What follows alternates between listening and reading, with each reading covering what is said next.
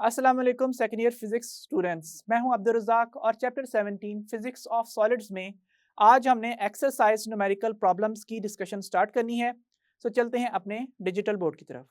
Dear students, हम chapter 17 physics of solids में exercise numerical problems start करने जा रहे हैं।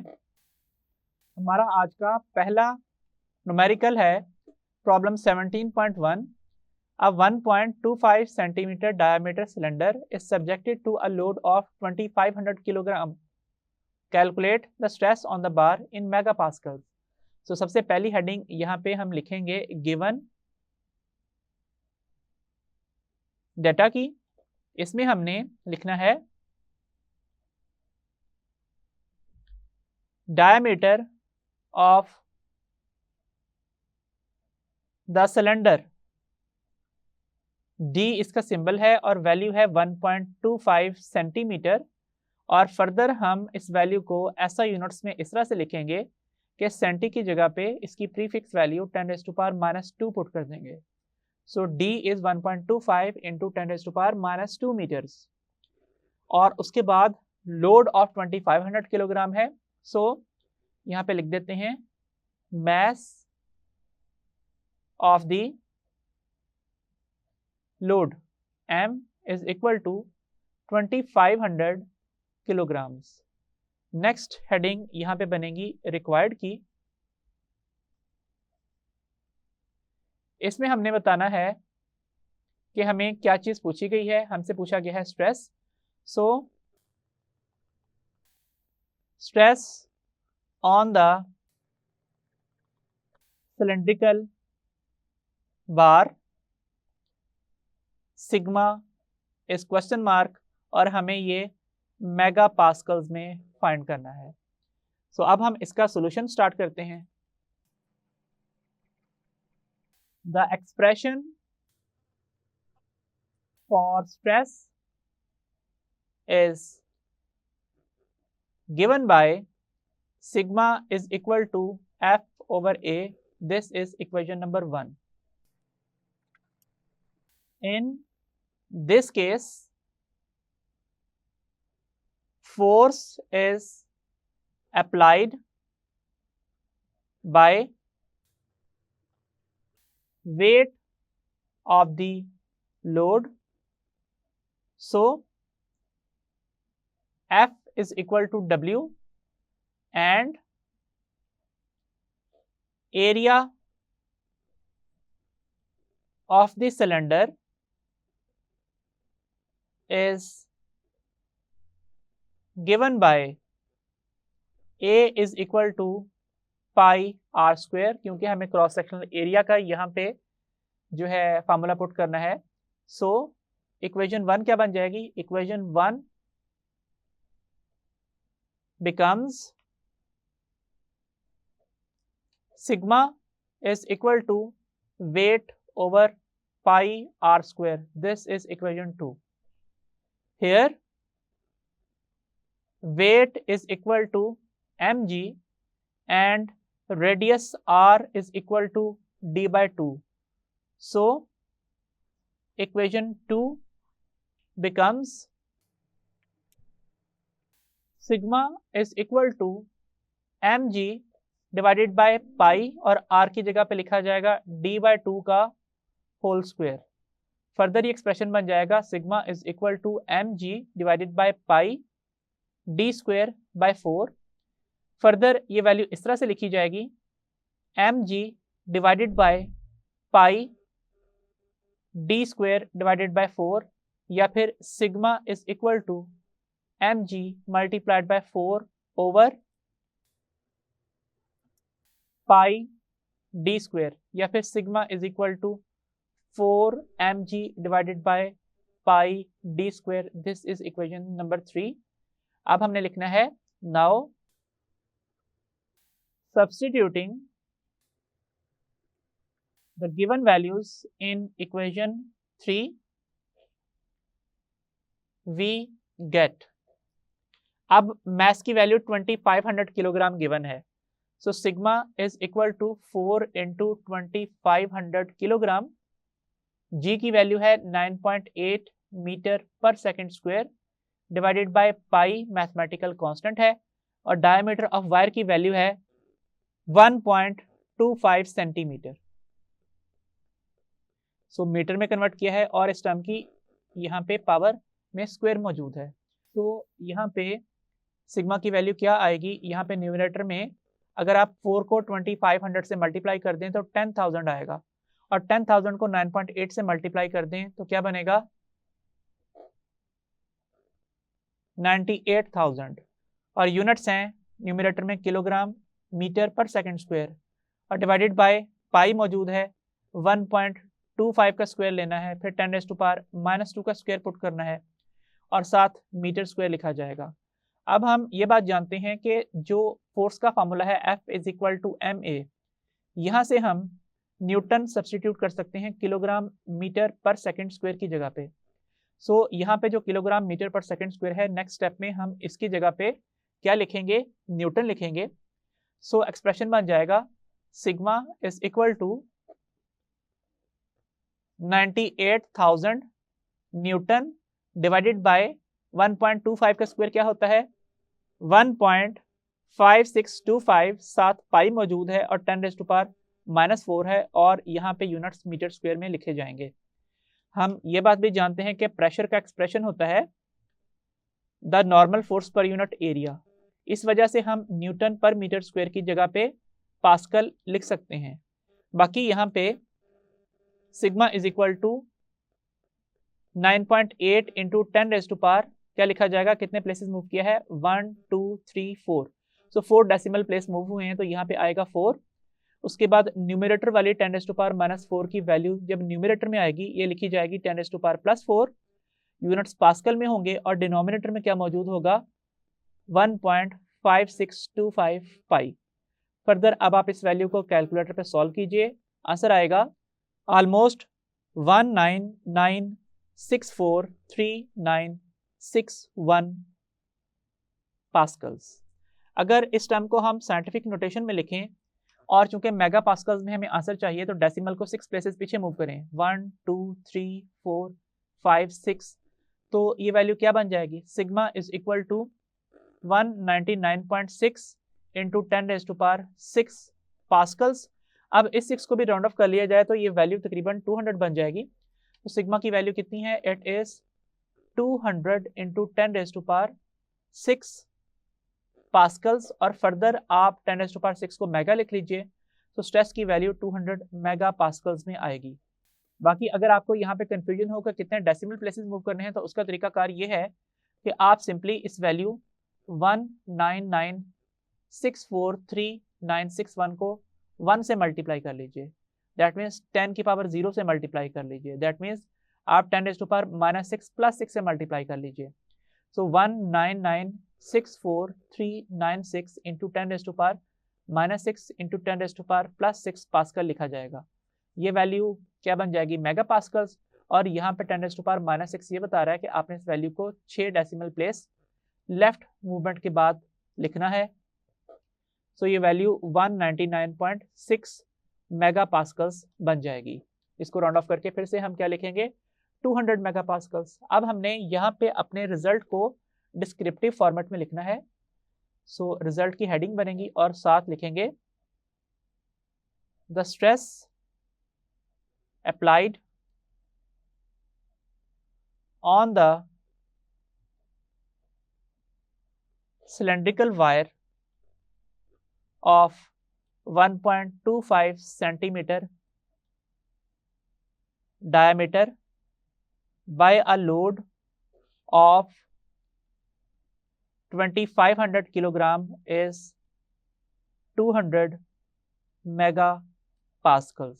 तो इस तरीके से हम इस क्वेश्चन का आंसर लिखेंगे।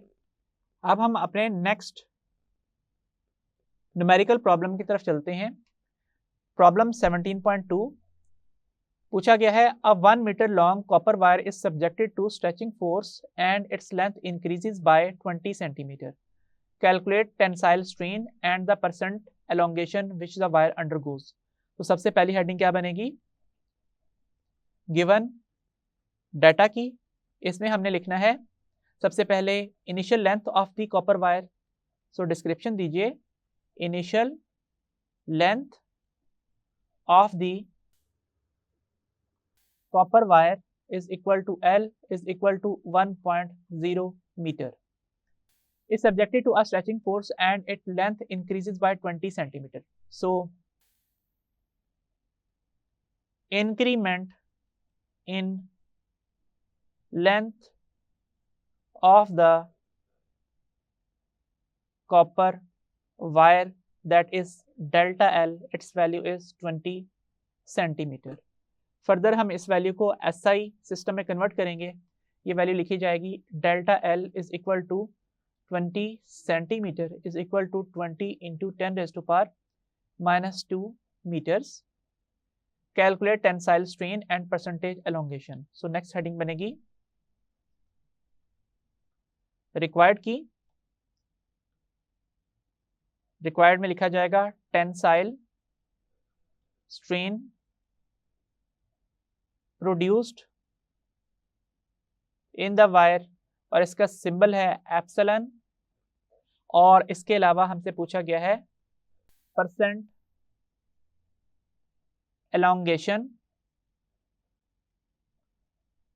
इन द वायर। इसके लिए हम सिंबल यूज करेंगे परसेंट एप्सिलॉन का। सो अब हम इसकी सॉल्यूशन की तरफ चलते हैं। हेडिंग बनेगी सॉल्यूशन की। इसमें हमने सबसे पहले लिखना है the expression for tensile strain is given by epsilon is equal to delta L by L. So by substituting the given values, we get epsilon is equal to 20 centimetre into 10⁻⁻2 कर देंगे तो ये वैल्यू मीटर में तब्दील हो जाएगी, और initial length कितनी है 1.0 मीटर। अब मीटर मीटर से कैंसिल आउट होगा और एप्सिलॉन एक यूनिटलेस क्वांटिटी बनेगी। इसकी वैल्यू है 20 इंटू 10⁻⁻2 या फिर 0.20। ये स्ट्रेन की वैल्यू है। अब नेक्स्ट चीज हमने फाइंड करनी है percent elongation. So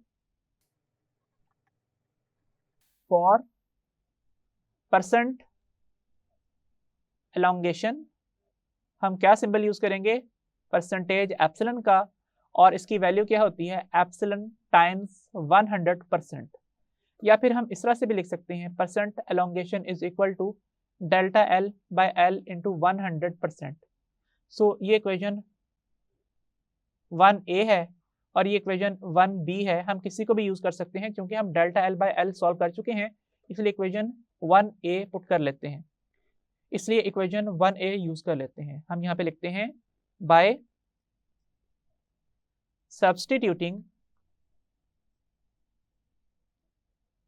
the given values in equation 1A we get percent elongation is equal to 0.20 multiplied by 100%. So percent elongation is 20%. Next heading बनेगी रिजल्ट की। इसमें हम डिस्क्राइब कर देंगे अपने आंसर्स को। हम यहाँ पे लिखेंगे if a 1 centimetre long wire is stretched by 20 centimeter, then the strain produced in the wire is 0.20 and the percent elongation is 20%. in the wire. Next question है प्रॉब्लम 17.3. पूछा गया है a wire 2.5 meter long and cross sectional area 10 raised to power minus 5 meter square is stretched 1.5 millimeter by a force of 100 Newton in the elastic region. Calculate the strain, Young's modulus and energy stored in the wire. तो सबसे पहली heading क्या बनेगी? Given data की. इसमें हमने क्या लिखना है? Initial length of the wire is equal to L is equal to 2.5 metres. फिर cross sectional area of the wire A is 1 into 10 raised to power minus 5 metre square. 1 लिखे ना लिखे फर्क नहीं पड़ता. उसके बाद है stretch 1.5 millimetre. So change in length of the wire delta L is 1.5 millimetre.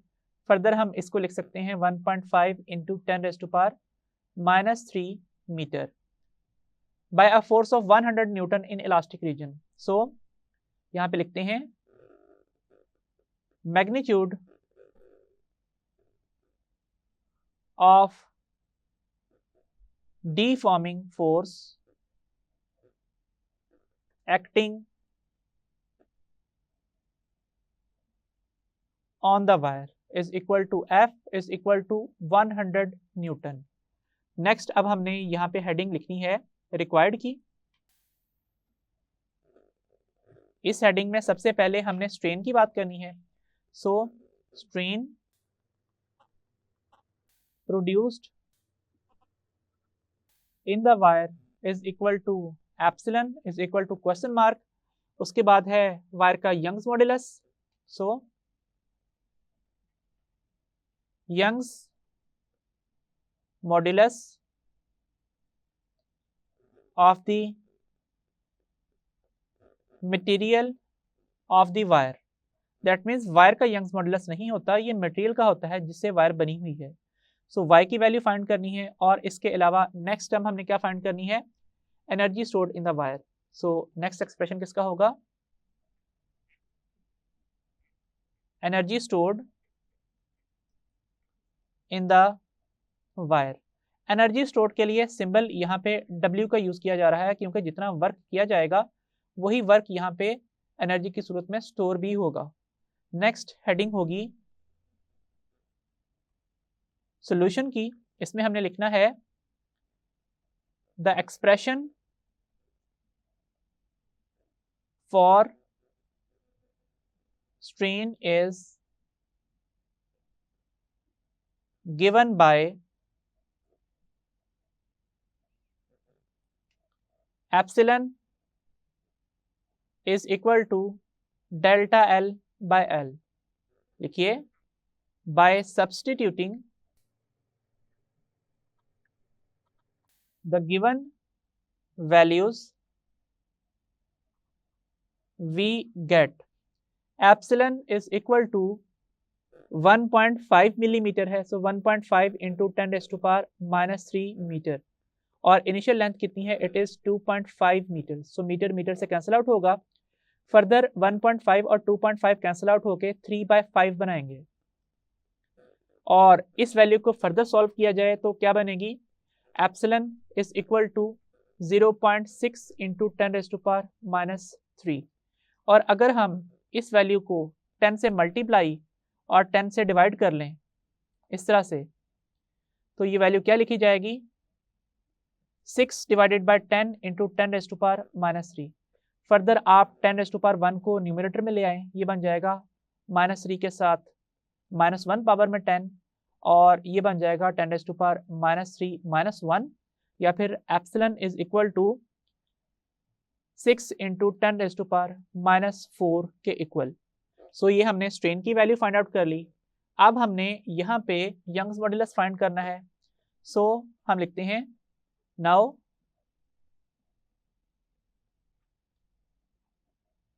using the expression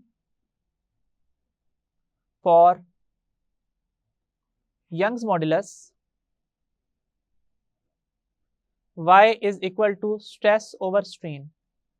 further यहाँ पे हम ये डिफाइन कर देंगे कि चूंकि stress deforming force per unit area होता है, इसलिए यंग्स मॉड्यूलस का expression F over A divided by epsilon बन रहा है। हम यहाँ पे एप्सिलॉन की जगह पे डेल्टा L बाय L भी पुट कर सकते हैं, लेकिन चूंकि डायरेक्टली एप्सिलॉन की वैल्यू हमें गिवन है, इसलिए हमने वही पुट करनी है। तो यहाँ पे हम एप्सिलॉन का फॉर्मूला पुट नहीं कर रहे। सो इक्वेशन बन रही है y is equal to F over A divided by epsilon, या फिर F over A multiplied by 1 over epsilon, या फिर y is equal to F over A epsilon. Now substituting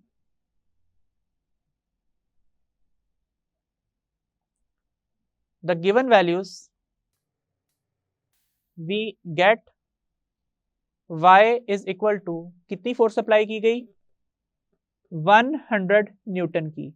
area of wire कितना है, it is 1 into 10⁻⁻5 metre square, और strain की value कितनी है, 6 इंटू 10⁻⁻4। अब अगर हम 100 को 6 से डिवाइड करें तो क्या आंसर आता है, सबसे पहले 1 होगा, 4 रिमाइंडर आएगा, उसके बाद 6 लिखा जाएगा, फिर उसके बाद 6 7 लिखा जाएगा, और 7 10 की पावर्स होंगी, एक ये वाली जो 10 की पावर +5 हो जाएगी न्यूमरेटर में आके, और एक ये वाली 10 की पावर +4 लिखी जाएगी, और 7 यूनिट्स होंगे न्यूटन पर मीटर स्क्वायर। फर्दर अब हम इन वैल्यूज को अगर सॉल्व करें तो y किसके इक्वल आएगा, ये लिखा जाएगा 16.67 इंटू 10⁻5 + 4, और चूंकि प्रेशर का expression force per unit area होता है, इसलिए हम न्यूटन पर मीटर स्क्वायर की जगह पे पास्कल पुट कर सकते हैं। सो इस क्वांटिटी के यूनिट्स पास्कल्स में हैं।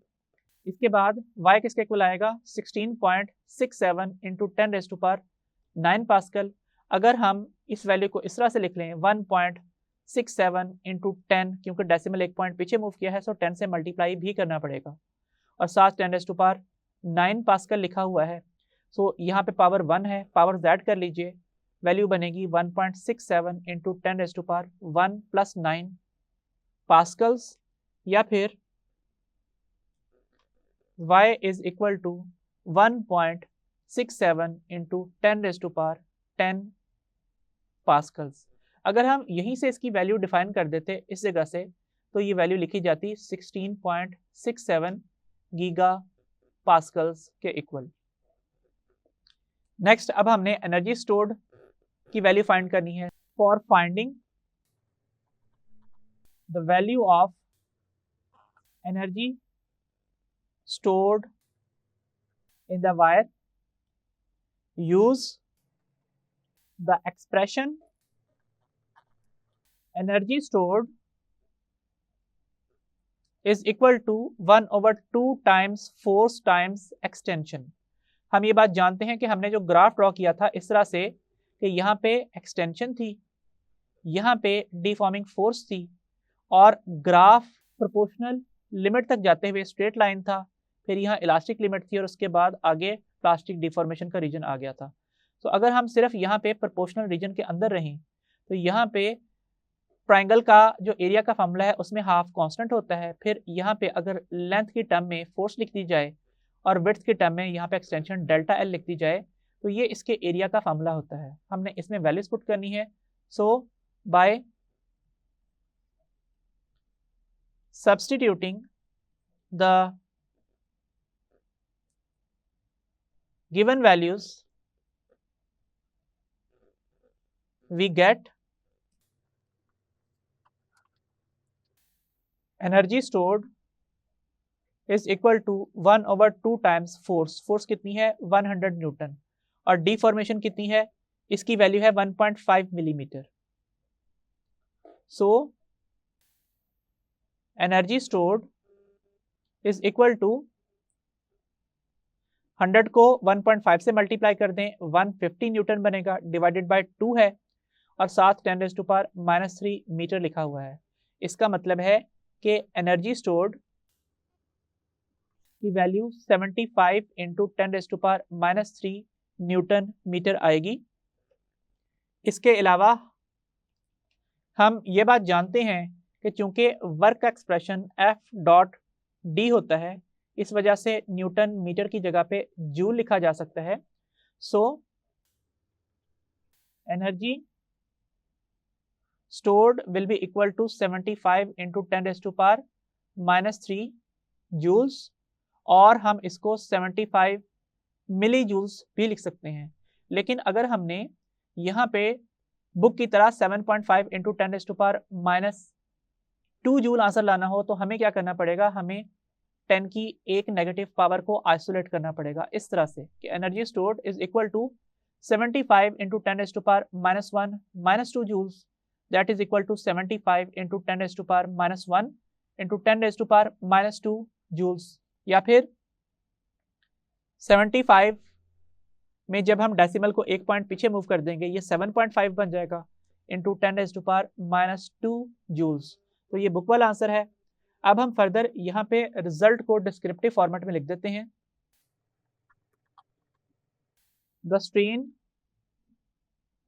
Produced in the wire is 6 into 10⁻⁻4 Young's modulus of the material of the wire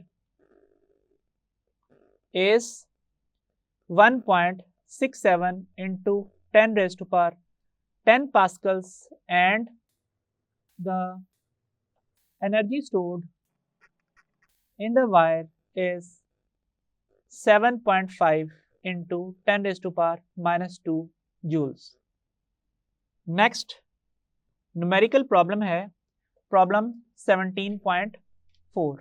Statement है what stress would cause a wire to increase in length by 0.01% if the Young's modulus of the wire is 12 into 10⁻10 pascals.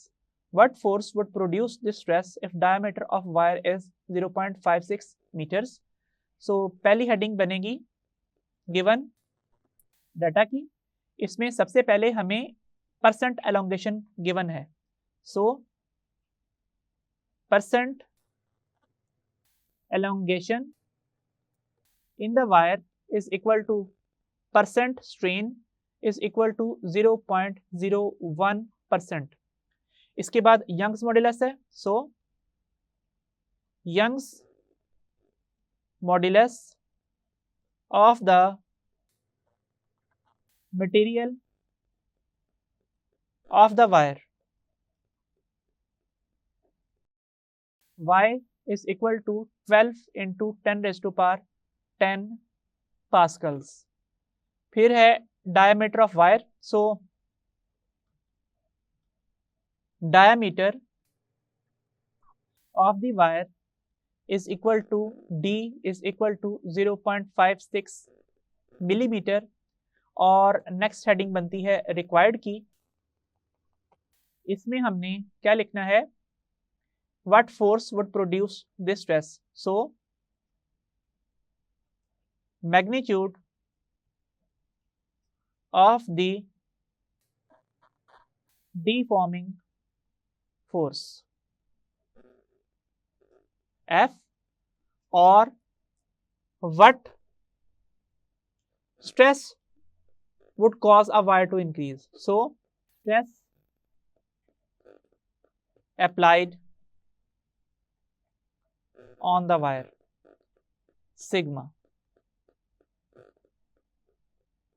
तो अब हम next heading यहां पे solution की लिखते हैं। सबसे पहले हम ये बात करेंगे, we know that percent elongation is equal to strain multiplied by 100%, और percent elongation is equal to strain multiplied by 100%। अगर हमें स्ट्रेन फाइंड आउट करना हो तो 100% इक्वेशन की ऑपोजिट साइड पे जाके डिवाइड होगा। So percent elongation will be divided by 100% to get strain. So strain is equal to percent elongation divided by 100%. Since percent elongation is equal to 0.01% for our case, so epsilon is equal to 0.01% divided by 100%. अब यहाँ पे percent का symbol cancel out हो जाएगा और strain की value आएगी 0.01 over 10⁻², या फिर 0.01 इंटू 10⁻⁻2, या फिर स्ट्रेन इज इक्वल टू 0.0001। अगर आप साइंटिफिक नोटेशन में लिखना चाहें तो क्या लिखेंगे? 1 इंटू 10⁻, डेसिमल कितने प्लेसेस मूव किया है राइट साइड पे? 1 2 3 -4। ये है स्ट्रेन की वैल्यू। अब हमने यहाँ पे स्ट्रेस फाइंड आउट करना है। To calculate the applied stress use the expression of Young's modulus. Young's modulus is equal to stress divided by strain. क्योंकि हमें स्ट्रेस फाइंड आउट करना है, सो इक्वेशन को रीअरेंज करते हैं by rearranging the above expression. We get y epsilon is equal to sigma, or sigma is equal to y epsilon. Now by substituting the given values, we get sigma is equal to y की value थी 12 into 10⁻10 pascals और strain की value थी 1 into 10⁻⁻4।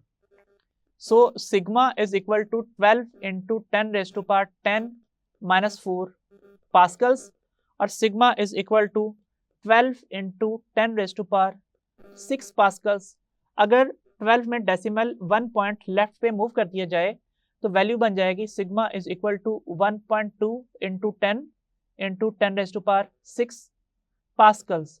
अब यहाँ 10 की power 1 भी लिखी जा सकती है। So sigma will be equal to 1.2 into 10⁻1 + 6, क्योंकि जब बेसिस सेम हो तो पावर्स ऐड हो जाती हैं। सो 1.2 into 10⁻7 Pascal's.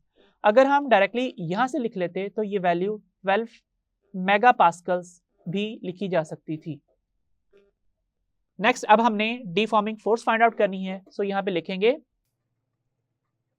To calculate the deforming force acting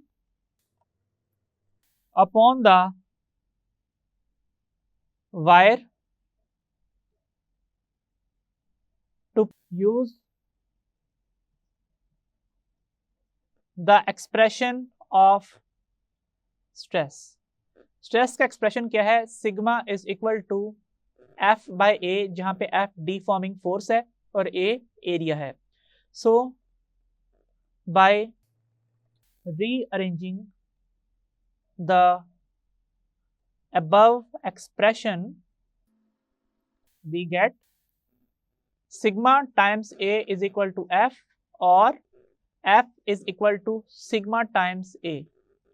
Now, since the wire has circular cross-sectional area, so A is equal to pi r square. So F is equal to sigma times pi r square. Since radius is equal to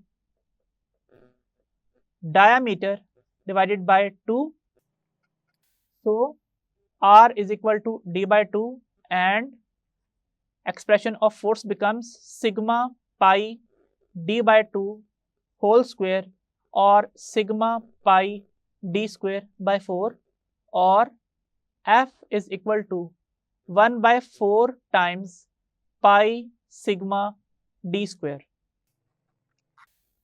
By substituting the values in above equation we get F is equal to 1/4 times pi. Sigma की value कितनी है 1.2 into 10⁻⁷ pascals और diameter of wire है 0.56 millimetre या फिर 0.56 into 10⁻³ metre का whole square. So F is equal to π/4, जहां पे पाई 180 डिग्री नहीं पुट करना आपने, पाई की वैल्यू 3.14 है, साथ वैल्यू है 1.2 इंटू 10⁻⁷ और फिर 0.56 का स्क्वायर है और फिर 10⁻³ का स्क्वायर लिखा हुआ है, फिर पास्कल है और फिर मीटर स्क्वायर मौजूद है. फर्दर हम ये बात भी जानते हैं कि चूंकि प्रेशर का expression force per unit area होता है, इसलिए हम पास्कल की जगह पे न्यूटन पर मीटर स्क्वायर सब्सटीट्यूट करेंगे. तो फोर्स का एक्सप्रेशन क्या बन जाएगा, F is equal to π/4 into 1.2 into 0.56 का स्क्वायर इंटू 10⁻⁷ इंटू 10⁻⁻�6 और पास्कल्स की जगह पे न्यूटन पर मीटर स्क्वायर और साथ मीटर स्क्वायर लिखा हुआ है. मीटर स्क्वायर से कैंसिल आउट होगा और हमारे आंसर के यूनिट्स न्यूटन्स में आएंगे जो कि फोर्स के यूनिट्स हैं. कैलकुलेटर पे ये वैल्यूज पुट कीजिए, सॉल्व कीजिए, आंसर आएगा 2.9556 न्यूटन्स के इक्वल. अगर हमें यहाँ पे 2 डेसिमल प्लेसेस तक राउंड ऑफ करना हो तो इस केस में फोर्स का आंसर क्या होगा 2.96 न्यूटन्स. और अगर क्योंकि सिग्निफिकेंट फिगर सिर्फ 2 हैं, 2 सिग्निफिकेंट फिगर्स तक राउंड ऑफ किया जाए तो आंसर 3.0 न्यूटन्स के इक्वल होगा. अब हम अपने इन आंसर्स को रिजल्ट की हेडिंग के अंदर डिस्क्राइब कर देते हैं. For the given case the deforming force of 2.96 Newton applies a stress of 1.2 into 10⁻⁷ pascals on the wire. Dear students, remaining numerical problems next lecture में continue होंगी. So until the next lecture, Allah Hafiz.